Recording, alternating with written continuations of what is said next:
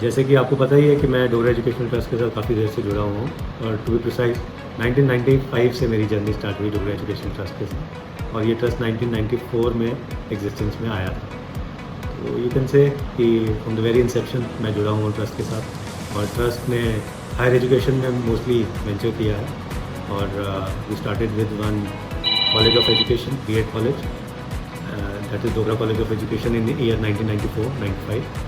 Then we added Law College, Dogra Law College in year 2000, and then we started Degree College, that was in year 2008.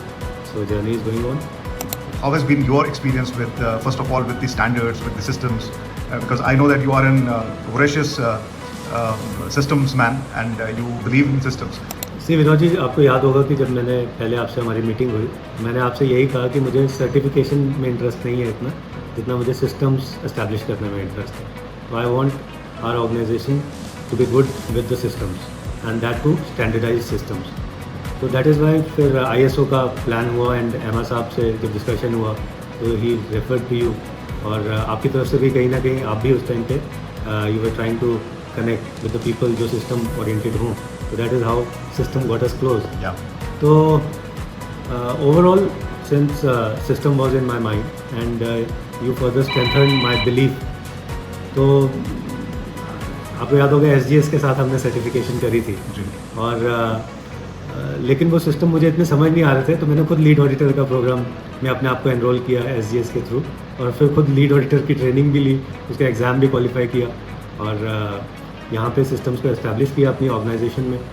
तो journey so far has been good, productive and we are finding the results और उन्हीं systems की वजह से मुझे लगता है कि डोगरा एजुकेशनल ट्रस्ट सोसाइटी में कुछ वैल्यू दे पा रहा है, वैल्यू ऐड कर पा रहा है। Absolutely. How has been your experience with us? I have got more critical approach towards the things, but since you are asking me, तो मैं हमारे चेयरमैन सर भी हमेशा कहते हैं कि जो हमारी अच्छाई हैं वो तो हमें नहीं सुननी, बट अगर हमारी कोई कमी है वो बताएं, वो हमें इम्प्रूव करने में हेल्प करेंगी। That's what I'm asking.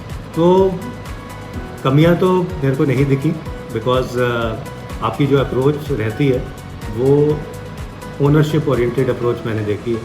You own the organisation when you start providing them consultation and that is I find good about you and your organisation. And जब आप चीज़ों को ओन करते हो तो डेफिनेटली आप ऑर्गेनाइजेशन को ओन करते हो और जिसको आप ओन करते हो उसको आप गलत तो जाने नहीं देंगे। Thank you. I don't want to be sound very aggressive in my approach but to be moderate.